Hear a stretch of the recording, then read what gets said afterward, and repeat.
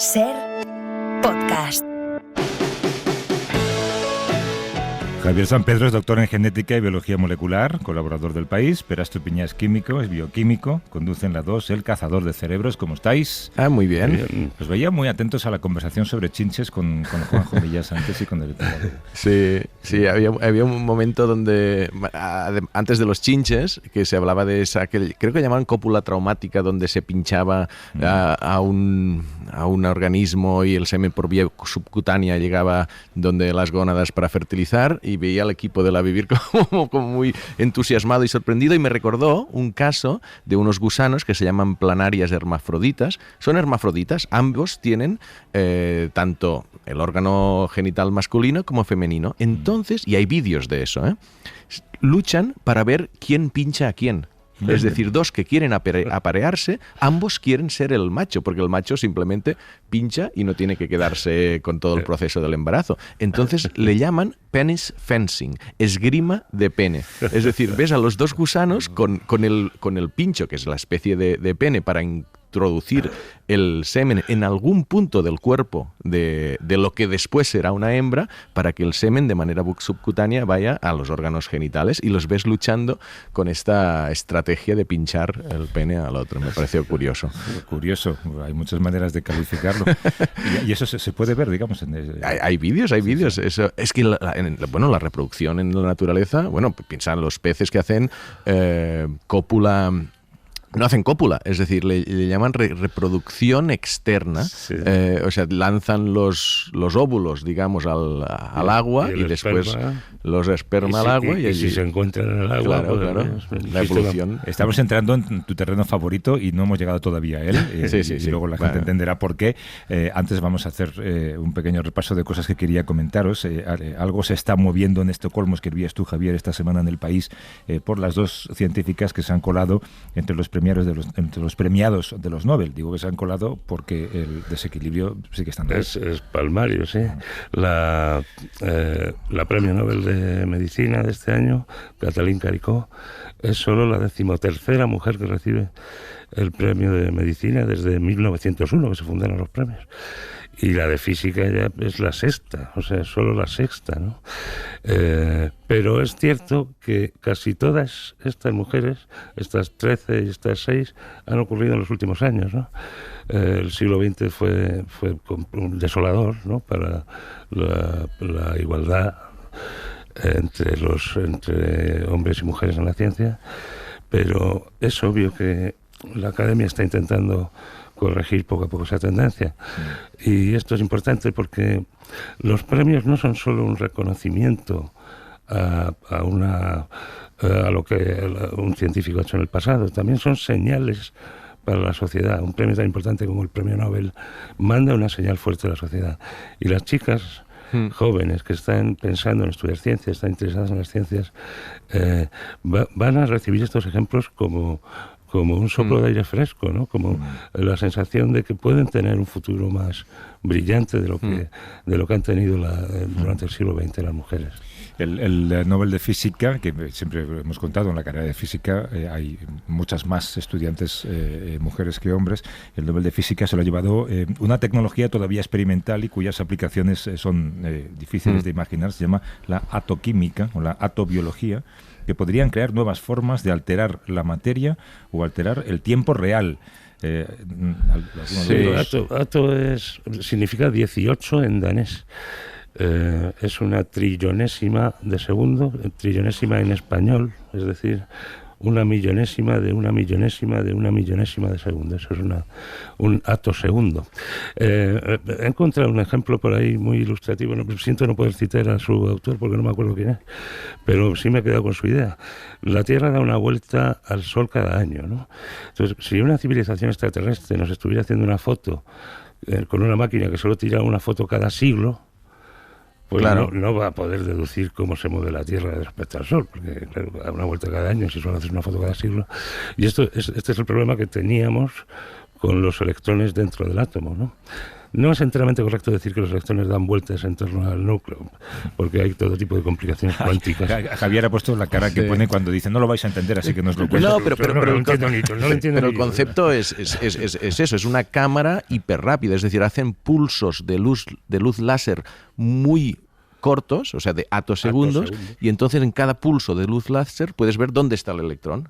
Antes no se podía ver dónde estaba el electrón, porque no tenías esta técnica. Con esta nueva técnica puedes decir, ostras, en el atosegundo 1 está aquí, y en el atosegundo 2 está aquí, y en el atosegundo 3 está aquí. Entonces puedes comprender cómo se mueven los electrones y por tanto todas las propiedades de los materiales o de la electrónica, y puedes hacer cosas que antes no podías. O sea. Por ejemplo, que un electrón se transfiera de un átomo a otro, que es el fundamento de la química, cualquier reacción química, lleva 300 atosegundos.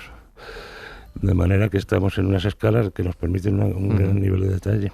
No sabemos para qué va a servir esto, pero las aplicaciones siempre van después de los saltos profundos en el conocimiento de los problemas. Aquí os acordáis, yo creo que fue hace años cuando hablamos con la primera persona en el programa implicada en el Miura. Sí, claro. Yo creo que tú te acuerdas de él, además. Sí. Bueno, en persona creo que no lo conocimos, pero estuvimos hablando después.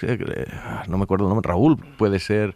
Bueno, no me acuerdo de la empresa PLD Space, que es el que el viernes consiguieron por fin un lanzamiento del cohete Miura exitoso. O sea, lo habían hecho ya un par de intentos antes.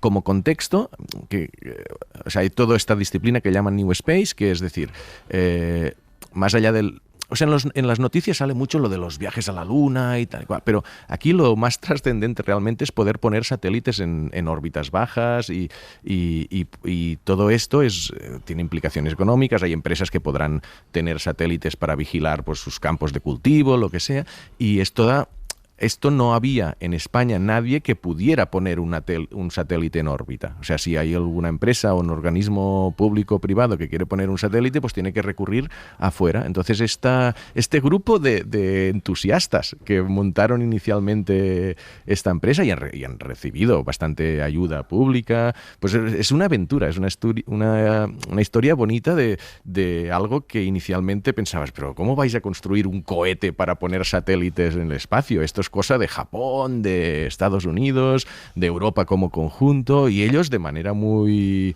muy ambiciosa y yo creo que muy bonita, pues lo han conseguido, el prototipo ya funciona y ahora habrán ya una prueba más de concepto para llevar a satélites reales al espacio, pero el viernes, pues después de 2 intentos fallidos, funcionó. Que por cierto, el otro día Valentina e Isa estaban haciendo un reportaje en las afueras de Madrid, digamos, en mitad del campo, y vieron de noche estas luces que a todos nos hacen pensar que llegan los ovnis, que son los satélites de Starlink. Cuando se están desplegando, hacen como una cola, ¿no? de luces en el cielo, y es un espectáculo para ver. Tenemos, a ver si con un poco de suerte, algo más de tiempo para que si la gente quiere llamar y preguntaros algo al final del programa, al final de la sección. El teléfono es el 638-855-349, es también un número de WhatsApp, nos pueden dejar una nota de audio o nos pueden dejar un teléfono y llamamos de vuelta. Repito, es el 638-855-349. Buzón Movistar, el teléfono está ocupado. Por favor, deja tu mensaje. Hola, buenos días, Vivi. Me gusta mucho la ciencia, la sección de la ciencia. Por el nivel que han encontrado, que es asequible todo, pero al mismo tiempo sí riguroso, ¿no? Estoy aquí con mi nieto. Jesús, no le des tan fuerza al ratón, hombre, que te lo vas a cargar. Estoy aquí con mi nieto porque estamos construyendo, que para nosotros ya la ciencia es como el bricomanía, con las explicaciones que van dando de las cosas. Pues ahora, por ejemplo, estamos construyendo, mi nieto y yo, un ordenador cuántico de eso, porque la científica es que lo explicó muy bien. Había que coger la nevera, había que poner unas cosas dentro de la nevera, otras fuera, y estamos en ello. Si tú abrieras esa nevera, básicamente, o sea, toda la electrónica está fuera de la nevera y hay una serie de cables que van dentro. El chip está al final de todo, y es un chip que, si tú lo ves, parece un chip normal y corriente, no parece nada del otro mundo, ¿no? El circuito, digamos, electrónico que está impreso en ese chip es algo diferente, ¿no? Contiene lo que se llaman uniones de Josephson y, bueno, es diferente. Entonces, la única duda que tenemos ya, si las uniones, en vez de ser de Josephson, lo juntamos todos con esparadrapo, porque aquí en el pueblo es difícil conseguir cinta aislante, eso vale también. Le dejo ya que esto está empezando a hacer cubitos ya en la nevera, ¿eh? Vamos, los cubis esos cuánticos. Lo único, Jesús, sí. Has puesto la electrónica dentro de la nevera, sí, va fuera de la nevera. Hay que tener cuidado con lo que, y en la madre que lo parió. con lo que la gente escucha. Hombre, construir un ordenador cuántico en casa es un buen proyecto de vida, ¿no? Sí. Pero qué bien lo explicó la científica la semana pasada. Sí. 32 años, yo no puedo dejar de pensar en esto. Sí. Teníamos pendiente una conversación sobre una de las publicaciones editoriales del año, sin ninguna duda, a pesar de que es una reedición revisada y ampliada. No, ampliada no, reducida. Sí, ¿no? reducida en cuanto a tamaño, ampliada en cuanto a concepto. Sí, se llama La ciencia del sexo y está publicada, ¿cómo se llama el autor? Pera Estumeña. Hombre, Pera. ¡Ah, qué ¿Cómo estás, casualidad! Pera? Buenos días. Pera es además el primer hombre del mundo en tener un orgasmo bajo un escáner cerebral. Eso ya lo contamos en su día. Sí, eso ya no es tan nuevo, pero eso me va a perseguir siempre. No, pero bueno, es una anécdota. En el libro hay muchas anécdotas curiosas, graciosas, pero no es un libro de batallitas. Al final es un libro que pretende entender los principios básicos tanto de la biología como de la psicología. O sea, si... Por ejemplo, ¿no? Sabemos que el ciclo menstrual o la menopausia, pues hay unos cambios hormonales y eso puede afectar al deseo sexual de las mujeres. Y eso aquí hay un principio, ¿no? Que esto ocurre. Claro, no quiere decir que a todo el mundo le ocurra igual, porque luego hay por encima una psicología que dice, oye, pues resulta que sí, pero mis hijos se han hecho mayores y estamos solos en casa y lo disfrutamos más. Y luego cuando ves estadísticas de estudios sociológicos, dices, pues la satisfacción sexual es mayor quizás en la gente de media de 55 años que de 45, no por motivos biológicos, sino por motivos socioculturales o psicológicos. O, por ejemplo, cuando aplicas la psicología a nuestro deseo, nuestro comportamiento sexual, sabes que, porque es un principio de la psicología, que cuando estás excitado o estás en un estado emocional determinado, no te comportas igual como cuando estás en frío. Y te dicen, oye, ¿tú serías capaz de hacer esto? Por ejemplo, hay un estudio muy bonito, muy reciente, que hace 10 años no estaba, lo que llaman el concepto de aerobotics, ¿no? De cómo la robótica, la inteligencia artificial, la virtualidad va a afectar al comportamiento sexual y va a implantarse en nuestras vidas, ¿no? Y hay todo lo que llaman muñecas sexuales o muñecos sexuales hiperrealistas, ¿no? Y cuando le preguntan a alguien, ¿tú tendrías relaciones sexuales con un muñeco hinchable o una muñeca hinchable muy realista? Pues igual el 60 o el 70% de personas dicen que no, ¿vale? Si haces la misma encuesta habiendo previamente sugestionado a las personas, ponerlas un poco excitadas con imágenes eróticas o imágenes pornográficas, o estado en un estado emocional diferente, ves que esta cifra se reduce al 40 o al 30%.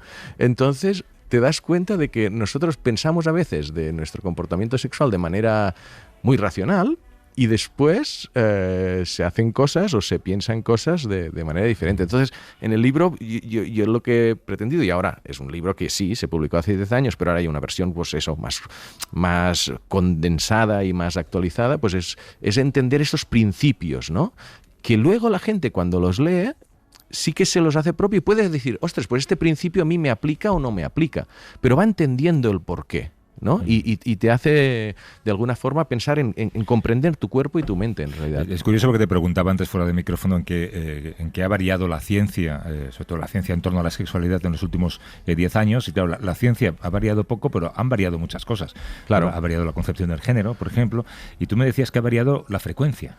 Sí. Bueno, esto es lo que algunos estudios muestran, ¿no? Es decir, principios sexológicos básicos, yo creo que no en 10 años no es algo que haya cambiado muchísimo, pero se va investigando más, y una cosa que se vio es, o por lo menos, no sé si ha cambiado o no, pero se ha puesto de manifiesto que la gente tiene más lo que llaman inactividad sexual. Y hay un estudio por ejemplo, en Dinamarca, el mayor que se ha publicado, con 61.000 personas, y ves que creo que era un 25% de hombres y un 28% de mujeres en el último año no tuvieron ningún encuentro sexual. Claro, en una población muy amplia, no es lo mismo mayores que jóvenes, pero sí vieron un rasgo común que era estaba muy asociada a los problemas de salud.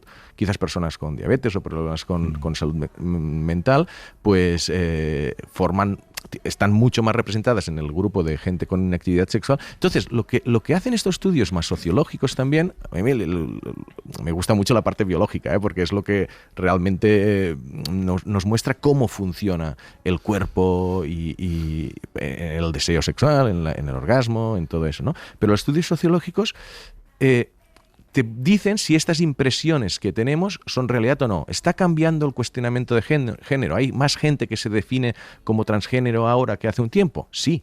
O sea, no es una opinión, es un estudio riguroso. ¿Y por qué? ¿Es porque salen del armario? No solo. Es porque la sociedad, al perder el estigma de que esto es algo raro, dices, ya no es tan raro, y que hay más discursos sobre cuestionamiento de género, mucha gente dice, oye, pues es verdad, pues no tenemos por qué seguir estos roles tan marcados de género. Con las parejas abiertas pasa igual. O sea, alguien hace 10 años que decía, no, es que nosotros tenemos una sexualidad liberal. No se atrevían ni a decirlo, quizás. O algunos sí y otros no. O lo pensaban, pero no lo hacían. A medida que va disminuyendo este estigma social y se ve como más normal que algunas parejas dicen, bueno, pues nosotros somos monógamos, o no, o somos poliamorosos, o somos monógamos, pero nos damos una cierta libertad, pues esto se va viendo como más normal y muchas más parejas dicen, bueno, pues pensemos en dar este paso. Es decir, la sociedad va cambiando y la ciencia lo va reflejando, y hay una parte de la ciencia más biológica que va comprendiendo, ¿no? Francisca Morero es médica sexóloga, investigadora y presidenta de la Federación Española de Sociedades de Sexología. Nos escucha desde Radio Barcelona. ¿Qué tal, Francisca? ¿Cómo estás? ¿Qué tal? Buenos días. Bien. ¿Vosotros bien? Muy bien. Hola. Muy bien. Hola. Hola. La sexología, Francisca, técnicamente no es una ciencia o no se enseña como tal en las universidades. ¿Por qué pasa esto? Pues mira, ese es el gran problema, porque siempre de hecho, la sexología ha sido durante mucho tiempo un tema tabú, porque estaba relacionado con la sexualidad, las vivencias sexuales, y por lo tanto un tema a controlar. A nivel científico siempre se ha considerado un poco algo menor, algo como que estaba ahí oculto y que mejor no sacarlo.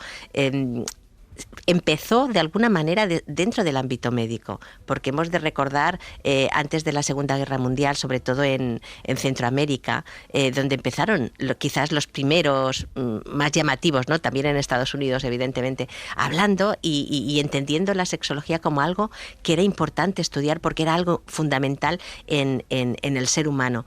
Luego pasó y fue dejada desde la parte médica y fueron la parte psicológica, los estudios de psicología, quien empezaron a cogerla, pero siempre desde posgrado, muy pocas veces integrada dentro de lo que es el currículum habitual. Yo, por ejemplo, que estudié medicina, tuve una optativa en segundo de medicina que duraba 4 meses y luego la quitaron. O sea que imaginaros, sí.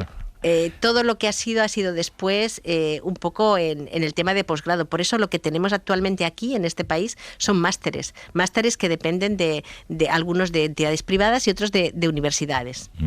Claro, y siempre, mira, hemos hablado muchas veces en esta sección y con Javier y con Pera de los sesgos en las investigaciones médicas que son históricos, ¿no? Enfermedades que afectan más a los hombres siempre han sido más investigadas que enfermedades. En el caso del sexo hay fármacos que favorecen la excitación del hombre, no se ha investigado, no se ha fabricado para la mujer.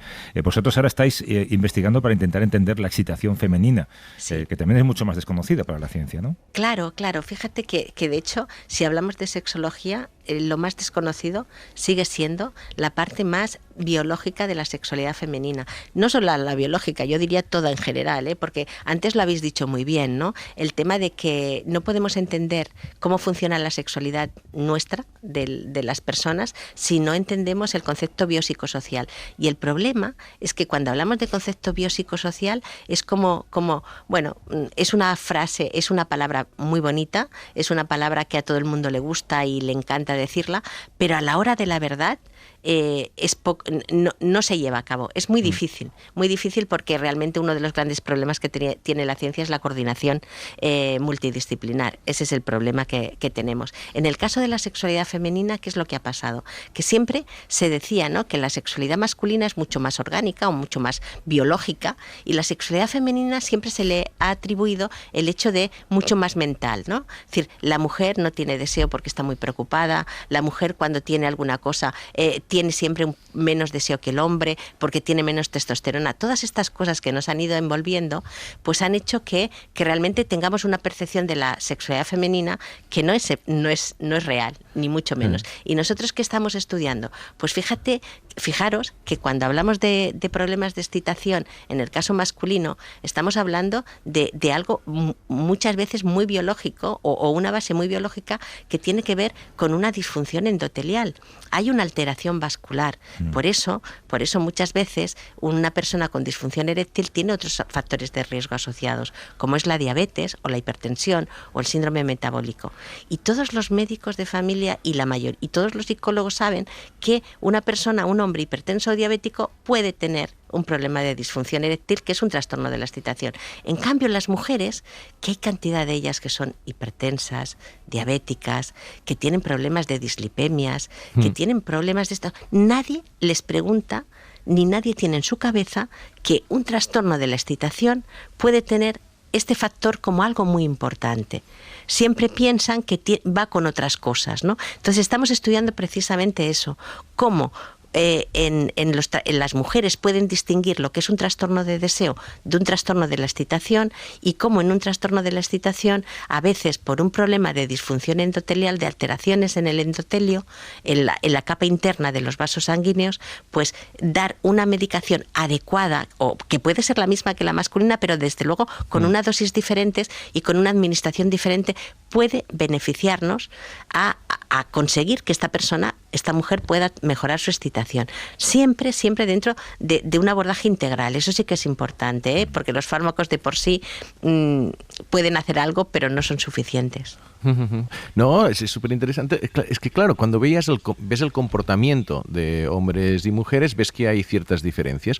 Y entonces se asumía lo que decías tú, Francisca, de la excitación, y ves que la excitación, por motivos biológicos, quizás no es tan diferente como se asumía, y cuando lo miras desde esta perspectiva biopsicosocial, ves que quizás la diferencia de comportamiento viene de la inhibición. Y eso sí que cuando se hacen metaanálisis, que se comparan muchos datos y tal, sí que ves que quizás alguna de las diferencias entre hombres y mujeres puede ser en la inhibición, en los frenos que tiene la mujer por motivos incluso de integridad física o de miedo al embarazo o de muchas otras cosas. Y dices, no, yo me contengo más. Pero no es que le falte excitación, o sea, no tiene menor grado de excitación, es por otros motivos que solo se perciben si tienes esta visión amplia. Y te iba a preguntar una cosa, porque has citado lo de los fármacos, ¿no? Y además lo del endotelio, que es muy chulo, porque antes cuando se hablaba bueno, yo cuando hice el libro se hablaba de disfunción eréctil masculina o quizás incluso femenina, como has observado, por placas, pero ahora lo del endotelio. Pero bueno, espera, no quiero... Es que es un tema que me apasiona tanto que me voy por las ramas.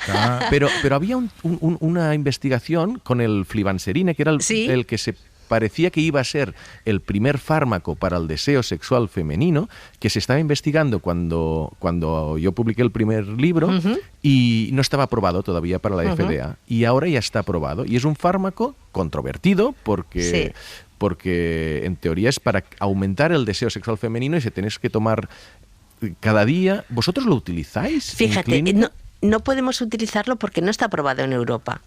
La flibanserina solo está aprobada en Estados Unidos por la FDA. Fíjate que yo participé algo en este estudio y es muy curioso el tema, porque la flibanserina costó muchísimo de aprobar, y de hecho solo se ha aprobado en Estados Unidos, y fue mucho por presión también de un lobby de mujeres que insistieron muchísimo en que este fármaco se tenía que aprobar. Es cierto que los resultados no eran apoteósicos. Pero es que hay muchísimos fármacos que los resultados no son apoteósicos, y más cuando hablamos de sexualidad, que intervienen muchísimos factores. No puedes dar un fármaco y ya está. Pero en el caso de la flibanserina, fíjate que hubo muchísimos detractores. Solamente aparecieron en prensa los efectos secundarios. Además, se relacionó como si fuera la píldora rosa. No sé si os acordáis, la Viagra femenina, que no tiene nada que ver, porque la flibanserina actúa a nivel central, cerebral, no actúa a nivel del endotelio. Sino que actúa activando los circuitos dopaminérgicos. Es diferente. ¿Y qué ocurrió? Pues que al final se consiguió aprobar, pero es tan complicado que las mujeres de alguna manera americanas puedan acceder porque se necesita una receta especial de psicotrópicos. Es decir, sabemos cómo funciona la medicina en Estados Unidos. Tenemos en el fondo poca casuística. Y a mí un poco mi reflexión fue, porque además hubo toda una controversia de decir, es que estamos medicalizando la sexualidad femenina. El tema es, si hay algo que a algunas personas le funciona y es asequible, ¿por qué tenemos que renunciar a ello? Tú has pasado consulta durante años, Francisca, en el Hospital Clínic, ¿no? Bueno, he estado en el Clínic, pero sobre todo en el Instituto de Sexología de Barcelona y en el Instituto Iberoamericano de Sexología. Me han contado que solo observando a los pacientes tú sabes qué vida sexual tienen. Sí, porque yo he estado mucho tiempo, aparte de ser sexóloga clínica, soy ginecóloga. Y entonces durante mucho tiempo he estado en las consultas de ambulatorio de ginecología. Y imaginaos, claro, es que yo empecé a hablar de sexualidad cuando las mujeres, cuando prácticamente hacía relativamente pocos años que sabían los métodos anticonceptivos no estaban penalizados en este país, imaginaos, ¿no? Entonces, claro, que sí que es cierto, porque tú, por ejemplo, cuando ves a una mujer y le haces una exploración, es decir, tú ves cómo están sus genitales y ves si realmente son funcionales o no.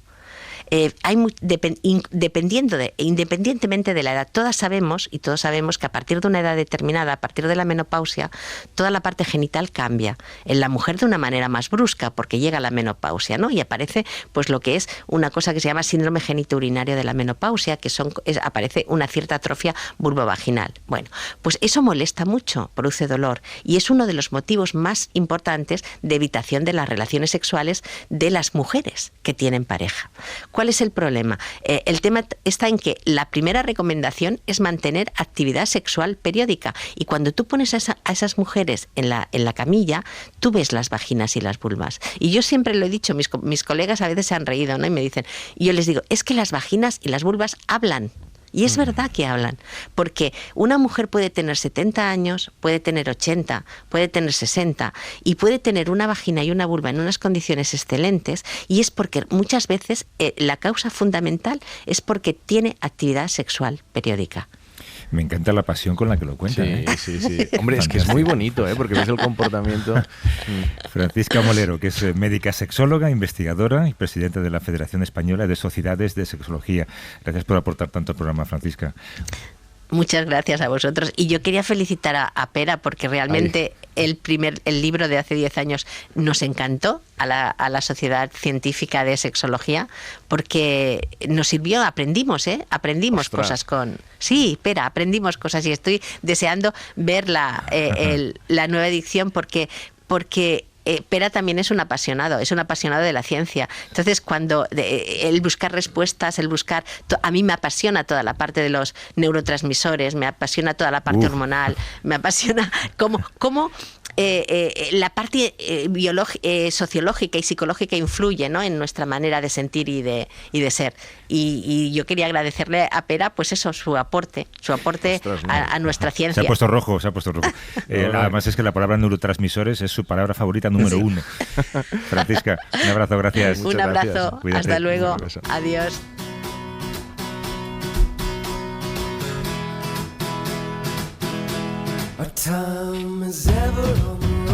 Tenemos un déficit en esta sección, yo creo que desde hace mucho tiempo. Bueno, yo diría que dos. geólogos y químicos, ¿no?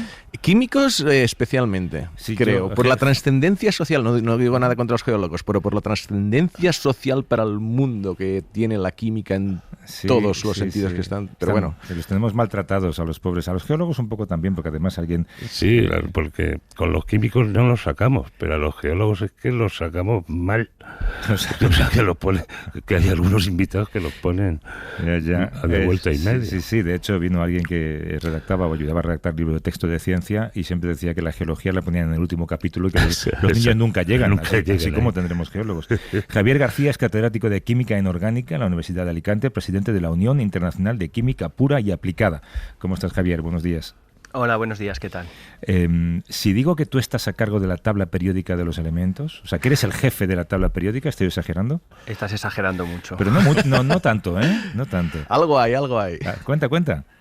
Bueno, como los profesores ahora de secundaria que están empezando el curso sabrán muy bien, la Unión Internacional de Química Pura y Aplicada, la IUPAC, es el organismo internacional que gobierna la química, y una de las cosas más visibles que hacemos es pues la tabla periódica, verificar que hay nuevos elementos, ponerles nombre y también crear el lenguaje común de la química. Pero tú eres el jefe de esa tabla, entonces, de ese grupo que lo hace. Bueno, presidente de la IUPAC. Hay un español ahí, es que están orgullosos, hombre. Esto lo pilla Vox y lo pone en el programa. Claro. Bueno, seguramente por eso no somos de Vox. Eso es muy bien dicho. Se ha incorporado, fíjate, yo pensaba que la tabla periódica es inalterable y sin embargo va variando cada cuánto tiempo. No, la tabla periódica es inalterable. Lo que pasa es que vamos descubriendo, en este caso mejor dicho, creando nuevos elementos. En la tabla periódica solamente hay 90 elementos que encontramos en la naturaleza. El más pesado, el último, es el uranio, el elemento número 92, y es que por medio hay otros 2 elementos que son también radiactivos. Y luego, a partir de él, los nuevos elementos, desde el 92 hasta el 118, lo hemos creado nosotros. Los hemos hecho los seres humanos con nuestra inteligencia, con equipamiento increíble, y esos son pues los nombres que tratamos en la IUPAC, verificamos que efectivamente estos elementos existen, algunos duran muy poquito, pero de hecho hemos hecho química con algunos de los elementos que no existen en la naturaleza y que hemos fabricado los seres humanos. Dinos algunos nombres de esos, algunos ejemplos de estos transuránicos, ¿no?, que se llaman. Transuránidos, efectivamente. Bueno, pues por ejemplo el instenio, el mendelevio, el más pesado de todos, el oganesón, el último que hemos añadido a la tabla periódica. El lantano. Bueno, el lantano es anterior, de hecho es bastante, lo digo como si supiera de lo que hablo. Bastante ligero, es el 57, nos queda mucho camino todavía hasta el uranio, que es el 92. Vale. Fíjate que tenemos aquí impresa una tabla periódica de los elementos, y yo cuando la he visto me ha dado un escalofrío, porque yo no sé si todavía se hace memorizar esta tabla. ¿Tú lo sabes, Javier?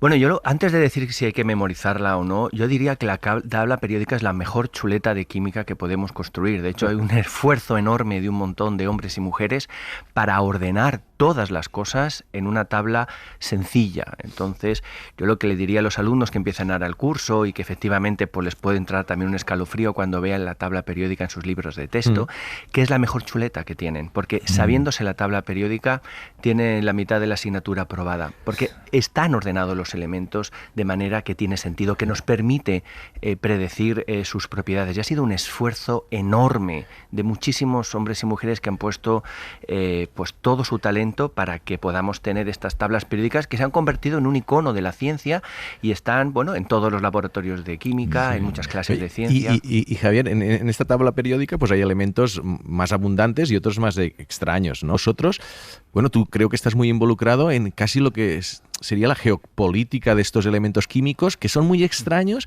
y que se le están viendo unos usos muy importantes en tecnología, y que empieza a haber como presiones, ¿no?, de extracción de estos elementos en diferentes partes del mundo. Empieza a haber, ¿no?, incluso toda esta guerra que tenemos con los microchips, todos los elementos escasos que van en la fabricación de las pantallas, de los teléfonos móviles, es una de las herramientas que tienen algunos países, los países productores, para controlar sus precios y para forzar a los países consumidores de estos elementos químicos a comprarlos al precio que ellos determinan. Y son muchísimos, hay muchísimos elementos, algunos de ellos escasos, y otra reflexión que tenemos que hacernos es dejar de utilizar esos elementos escasos, y hay toda un área en la química enorme en el que trabaja muchísima gente para reemplazar elementos escasos. Por ejemplo, el platino se utiliza en el catalizador de nuestros coches y hay mucha gente intentando que no utilicemos platino, que hay muy poco y que además está en países, digamos, conflictivos, por otros mucho más abundantes que podamos encontrar en cualquier país del mundo. Y los coches eléctricos supongo que agravarán esta cuestión, ¿no? Y dispararán la demanda por algunos de estos metales y tierras raras. Sí, de dos formas, ¿no? En el tema de las baterías por el litio, y esto es un buen ejemplo de lo que decía anteriormente, hay muchísima investigación, sobre todo en baterías de sodio. El sodio es un elemento abundantísimo. Na. Exactamente, Na, sodio, elemento número 11. Muy bien. Pues el sodio, que es el elemento que está justo debajo del litio, es muy abundante y hay mucha investigación en baterías de sodio que reemplacen a las de litio. Y por el hidrógeno, que es la otra alternativa, pues ahí es donde está la limitación. Tanto para producirlo por electrolisis como para luego utilizarlo en las celdas de combustible, necesitamos platino, muchísimo platino. Como es un catalizador, ¿no? Efectivamente, para romper la molécula de agua en oxígeno e hidrógeno y luego para volver a producir esa reacción y generar otra vez agua. ¿Y se puede sustituir por otra cosa? Bueno, pues está trabajando en elementos que están también en su columna, en lo que llamamos en el grupo, con níquel y con paladio. Se está trabajando mucho, pero hay algo especial entre el platino y el hidrógeno que parece que van siempre de la mano, y de momento pues es el elemento que se utiliza en todos estos electrolizadores de los grandes proyectos de hidrógeno verde de los que hablamos continuamente. Tú además has recibido, Javier, varios premios por un descubrimiento, que son unos catalizadores nanoestructurados que reducen considerablemente las emisiones de la industria química. Es decir, se usa la química contra la química de alguna manera, ¿no? No, se utiliza la química contra el cambio climático. Pongamos las cosas claras. Vamos a ver. ¿Cómo defiende la química? Claro, hombre. Bueno, va en mi trabajo, no pagado. No, en serio, lo que quiero decir es que hemos vivido el verano más caluroso de la historia. Ahora en octubre estamos a 3,5 grados por encima de la media, y el problema es que nos estamos acostumbrando a algo dramático. Este exceso de temperatura está teniendo consecuencias terribles. Por mencionar una, pues el desastre que ha pasado en Libia, causado fundamentalmente por el aumento de la temperatura en el Mediterráneo. Y una de las cosas que tenemos que hacer, yo diría, la primera es consumir de forma responsable y emitir menos CO2. Una forma de emitir menos CO2 es utilizar mejores catalizadores. Los catalizadores son esas sustancias que añadimos a los procesos químicos para que trabajemos a temperaturas más bajas o tengamos aquello que queremos. Esto en la biología se llaman enzimas. Nosotros lo utilizamos también en la industria química como catalizadores, y hasta el día de hoy los catalizadores, digamos, artificiales, los que utilizamos en la industria química, tienen unos canales muy pequeñitos y es muy difícil transformar moléculas grandes, complejas. Y nosotros hemos utilizado nanotecnología precisamente para ensanchar estos canales y que como autopistas moleculares nos permitan transformar las moléculas más voluminosas y así generar menos CO2, haciendo procesos muchísimo más eficientes. Claro.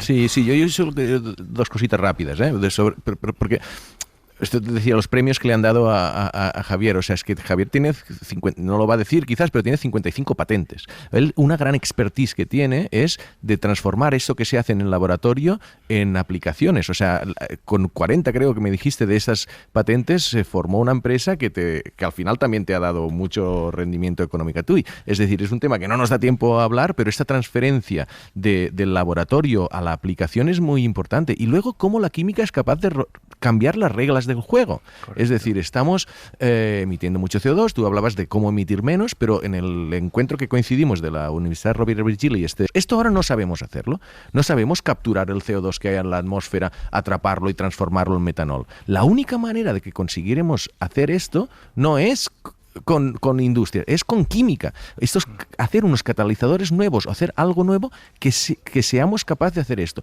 Y es difícil, pero si lográramos hacer esto, cambian las reglas del juego. Es decir, ya tenemos una nueva herramienta para luchar contra este cambio climático. Y este poder enorme que tiene la química de hacer cosas que no tenemos ninguna otra manera de hacer, yo creo que es muy, muy trascendente. Por eso necesita este reconocimiento social, creo. Sí, quizá el mejor ejemplo ha sido el premio de química, el premio Nobel de química de este año, ¿verdad? Los puntos cuánticos. Los puntos cuánticos cambian las reglas del juego. La nanotecnología, al final estos puntos cuánticos son nanopartículas de semiconductores.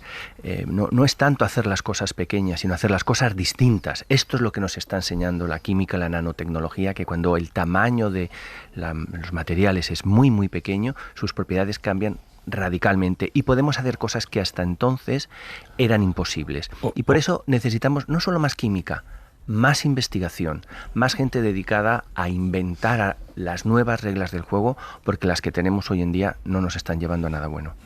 Javier, ¿tú conduces un coche de gasolina o un eléctrico? Yo suelo coger transporte público y mi coche de baja emisión, pero no soy tan rico como para tener opciones más sostenibles. Pero serás 55 patentes y no te da para un coche eléctrico. Bueno, para que veas qué complicado es ser científico en España. Javier García, que es catedrático de Química Inorgánica en la Universidad de Alicante, presidente de la Unión Internacional de Química Pura y Aplicada, responsable en buena parte de la tabla periódica de los elementos para los niños que nos estén escuchando, y nos ha hablado desde Radio Alicante. Javier, mil gracias por la conversación. Cuídate mucho. Gracias a vosotros y sobre todo por dar este espacio a la ciencia. Gracias. Un abrazo. Un abrazo.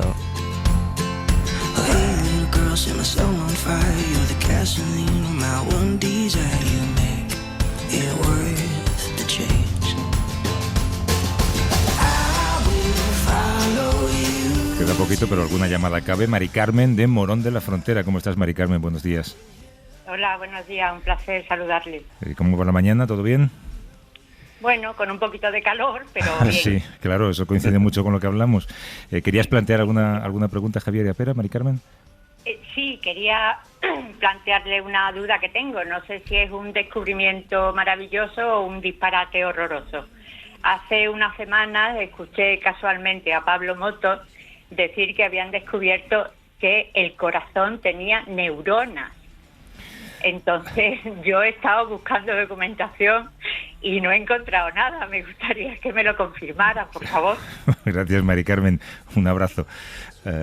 Si pudiera describir las caras que están poniendo Pérez Javier. Hombre, células del sistema nervioso, sí, neuronas, pero... Solo identificamos las neuronas solo con el cerebro, la mente, pero siempre que se mueve un músculo en nuestro cuerpo es porque llega una neurona, ¿no? Un axón, una prolongación de la neurona, y estimula el músculo a que se contraiga. Y el corazón, claro, pues tiene neuronas. Claro. Pero si se acaba de descubrir, según Pablo Motos, no sé, ya no me atrevo a decirlo. Oye, la exclusiva hay que dejársela a quien la consigue. Por supuesto. Venga. Javier San Pedro, Pera Estupiña, gracias. Un abrazo. Abrazos.